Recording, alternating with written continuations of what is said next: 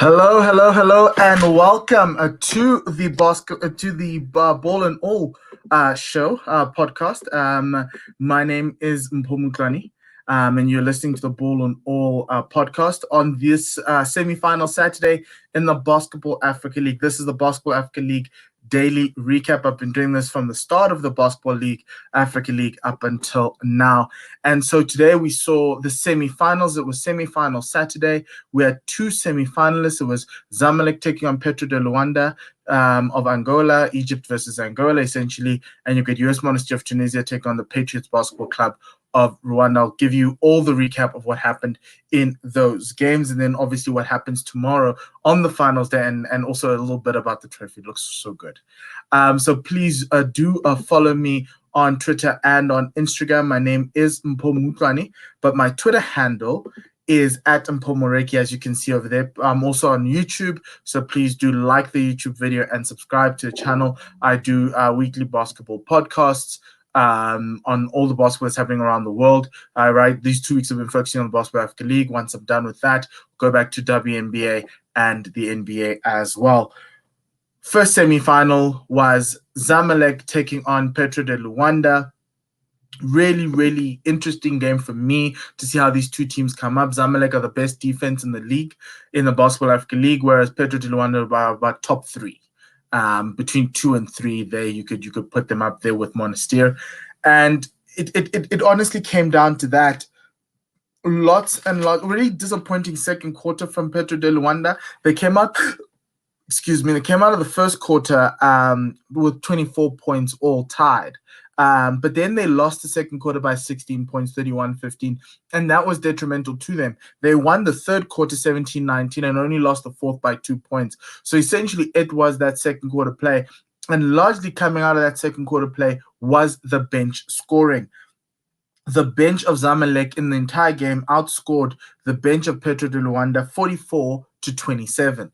That is a massive gap. That's a 17-point gap. Essentially, those are the 17, 18 points that lost them the game. A lot, and to a certain extent, you would have expected the Petro bench to come alive with Olympia Cipriano, with Ryan Richards in there, hopefully helping them get through. And it just wasn't their game today. They weren't shooting well today. In that second quarter, they shot 1 for 6 from 3 and 5 for 13 inside the perimeter. That's not going to win you a game compared to a team that was shooting 4 for 6 from 3 and 6 from 8 inside. They ended up Zamalek ended up shooting less shots than Petro de Luanda, 65-73, but they put up 36 at a 55% field goal percentage compared to a 38 field goal percentage. So there were a lot of shots going up, but it wasn't working on the other end. The difference was that the defense from Zamalek, they were contesting every shot. If anybody went up, it was either Anas or El Makawi who were putting up their hands and making it hard for Petro to score. Whereas on the other end, it wasn't the case. And I think that's where the issue was. There were a lot of easy layups. There was a lot of open shots for Zamalek, and it was easy for them to put it away. And you can see it with the numbers. Walter Hodge was the MVP of the game. He scored 19 points, 50% field goal percentage. He had a lovely2-man game with Anas Mahmoud, who also got 14 points. Walter Hodge got 10 assists as well. It was really easy. There was this so you would call it, wasn't a pick and roll, but it was a 2-man game where Anas would peel off his man, and once he peeled off his man, Walter Hodge would give him an alley-oop. There was no need for a screen to play the pick and roll. Anas just needed to cut well, and once he was open, the ball would go up. And it was things like that you found quite disappointing from a defensive perspective from Petro de Luanda. They did try to come back, but it wasn't enough. The bench, Diabate, Solo Diabate scored 12 points. Michael Olayinka Fakuade of Nigeria scored 16 points. Chinelo Elonu scored 10 points. And obviously Mahmoud, who was a starter, scored 14 points, 7 rebounds, and 7 assists to set up to book their way into the final. It was a really interesting. It was a really good game to watch how Zamalek came up against a very good high-scoring team. But what you saw was the team that throughout the tournament, Zamalek got all their opponents just down to 60 points. Petro only 69, but today you kind of saw how Zamalek does it. They move well, very active hands, very well anchored defense by Al Makawi and Anas Mahmoud, who are very good players. You can see why Anas Mahmoud played in the G League for, I think, for the Grizzlies. That's how good he is, rim runner, and it just stopped. And obviously Petro rely a lot on the three ball. The three ball wasn't falling today. They only shot 25%, so that was disappointing. You know, if you look at the Petro team, Jone Pedro got his numbers, 12 points, 9 rebounds.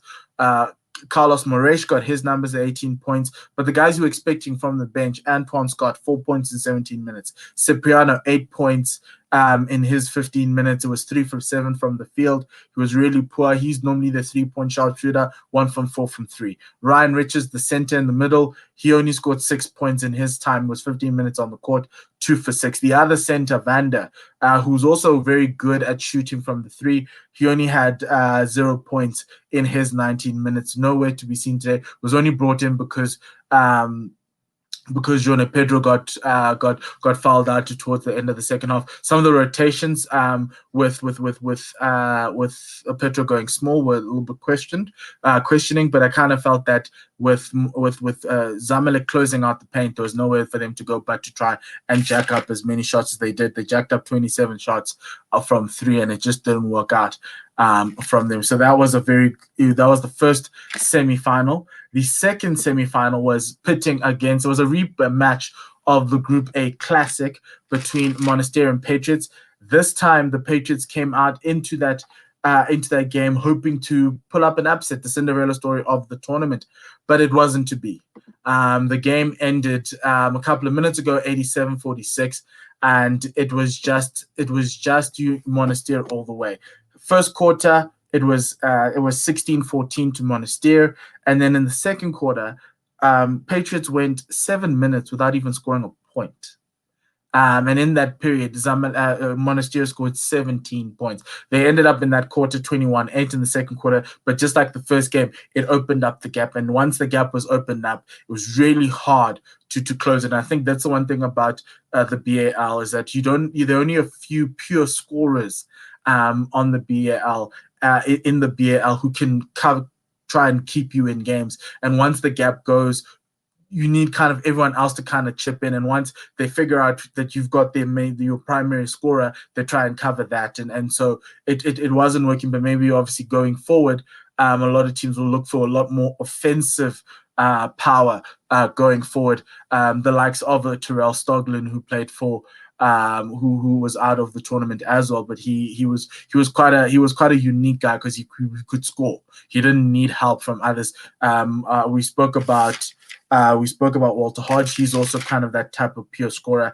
And in this game, you saw him now, the point guard of Monastir being Omar Bada, the number 00. He scored 18 points at a high efficiency, 7 from 11. He only had 1 turnover. He was controlling the game, especially in that second quarter, getting guys in for a lot of fast break points, a lot of points of turnovers. It was the most turnovers I had seen. I think they ended up, the Patriots ended up with, let me just get you that number because the turnovers were just a lot. Patriots ended up with 26 turnovers. If you do that, you lose any basketball game. 26 turnovers. They just didn't know what to do with the ball offensively. The passing lanes were clogged up by these long hands from this Monastir team. James Majok Atta James, the South Sudanese center, he was blocking everything that was coming into the rim. And it was a mismatch, and you saw it, and it just you kind of felt it. There was a bit of a hope after the first quarter, but after that, with those shots not falling for Patriots, it was all she wrote essentially for that game. Majok James got a double-double with 10 points and 12 rebounds. Marcus Crawford off the bench, 11 points at a 50% field goal. So too Wael Araki, who's the other point guard of this team, 12 points off of 50% shooting. And Layani, the number 23, with the lovely glasses, he scored 13 points at a 75% field goal average. It was really good, clean scoring, good basketball. And the thing about this game, about these two games today, is that the two teams that had the highest number of assists today, both teams had 23 assists that are in the final, and the teams that lost had about 10 assists. that's the difference. Moving the ball, making the defense move. Because once the defense moves, there will be a hole, and they found the holes in the defenses of Patriots, and that's what Monastir did today. And it was easy to drive to the basket, and so essentially they set up the final. So if we look at the playoff schedule. So you see the semifinals that have happened today. Now you've got the final tomorrow at 4 p.m. Central African time. That's Zamalek and Monastir. There is one other game before we talk about the final. There is one other game, and that's the third and fourth place playoff that's going to happen at 12 o'clock CAT between the losers of today, that's Petro de Luanda, and the Patriots Basketball Club of Rwanda. So that's going to be good to look out for. So the final tomorrow, Zamalek versus Monastir. To talk about, let's talk about the third place playoff. Firstly, that's going to happen tomorrow. I think Petro is going to win this one. It's going to be quite interesting to see how Petro and the Patriots come up in this game and essentially try and dust off the loss of today and hopefully come through tomorrow with a very good showing of good basketball. And third and fourth, nobody wants to play the third and fourth place playoff, but it is there to say that you finished third. And I think Patriots will want to win that one just to finish the incredible run. They went unbeaten in the qualifiers. They came second in their group, and nobody expected them to. The upset win over Rivers Hoopers was the key that unlocked these playoffs for them, and they just kept on taking names all the way through to the semifinals up until they got stopped by potentially the eventual winners, but we'll see tomorrow. Petro de Luanda, on the other hand, disappointing today. Shots didn't fall. They weren't efficient. They weren't the same efficient Petro de Luanda team. They got stifled by a better defense, better guys who are clogging the passing lanes. It wasn't easy open shots. It wasn't easy drives through the lanes. There weren't a lot of transition points for them, and they kind of fell that way. So it's going to be quite interesting to see how these two teams match up tomorrow.